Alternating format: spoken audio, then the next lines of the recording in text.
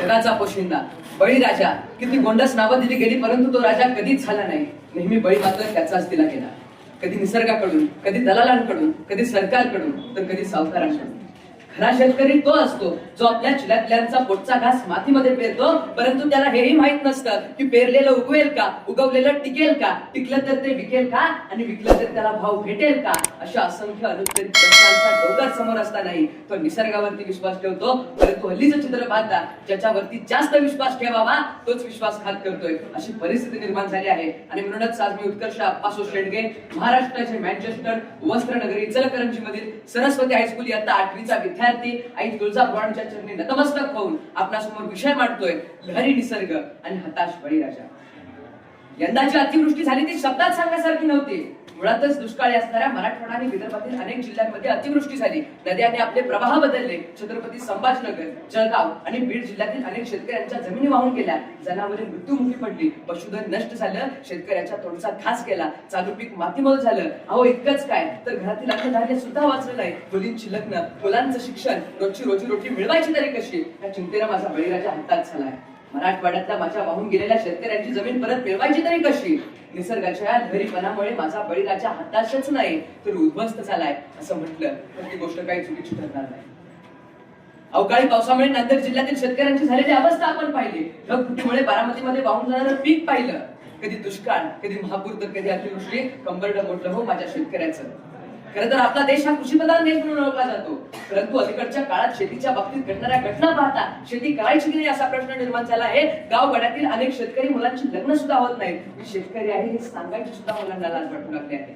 अडचणी आणि संकट इतर शेतकऱ्याच्या पाचवीलाच पुजलेले असतात, परंतु आता खचून चालणार नाही. पुन्हा नव्याने उभे राहावे लागेल. शून्यातून पुन्हा सुरुवात करावी लागेल. दुष्काळ पडल्यानंतर सावकारीच्या वया इंद्रायणीमध्ये बुडवून 16व्या शतकात शेतकऱ्याला कर्जमाफी देणारे संत तुकाराम. शेतकऱ्याच्या गवताची काडीही घाण पडू नये म्हणून काळजी घेणारा माझा राजा शिवछत्रपती. या देशाचे धोरण ठरवताना सुटामुटातील नव्हे तर काबाड कष्ट करणारा अनवाणी पायाचा शेतकरी डोळ्यासमोर ठेवावा, हे इंग्लंडची राणी व्हिक्टोरिया समोर ठामपणे मांडणारे महात्मा फुले असतील किंवा शेतकऱ्याला त्याच्या मालाचा हमीभाव मिळालाच पाहिजे असं लिहून ठेवणारे भारतरत्न डॉक्टर बाबासाहेब आंबेडकर असतील. शेतकऱ्याची बाजू ठामपणे मांडणाऱ्या या महापुरुषांच्या महाराष्ट्रामध्ये जेव्हा शेतकऱ्याची भावना दुखावणारे वक्तव्य केले जातात, तेव्हा या राज्याच्या कृषी मंत्र्यांना राजीनामा द्यावा लागतो. हे तर दुर्दैवच म्हणावं लागेल.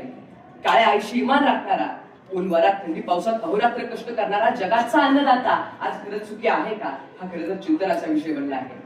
नैसर्गिक आपत्तीमुळे आपल्या शेतकरी बापाची झालेली अवस्था पाहता त्याचा लहान मुलगा म्हणतो की बाबा तुम्ही नेहमी म्हणायचं की कष्ट केल्यानं माणूस मरत नाही, परंतु शेतात राबता राबता तुमचीच गेली हयात. डोंगरभर कर्ज करून ठेवले मला माझ्या पोरवयात. रोजचं वर्तमानपत्र उघडलं की एक तरी बातमी शेतकरी आत्महत्याची असतेच. मराठवाडा आणि विदर्भामध्ये तर सर्वाधिक शेतकरी आत्महत्या करतात. चंद्रकांत वानखेडे यांनी एका साध्या सत्यासाठी नावाचं पुस्तक लिहिलंय. त्यामध्ये ते असं म्हणतात की जगातील पहिले महायुद्ध, दुसरे महायुद्ध किंवा जगामध्ये जितक्याही महामार्या झाल्या आहेत त्यामध्ये जितकी माणसं मेली नसतील तितक्या या महाराष्ट्रातील शेतकऱ्यांनी आत्महत्या केल्या आहेत. किती भयानक वास्तव आहे हे.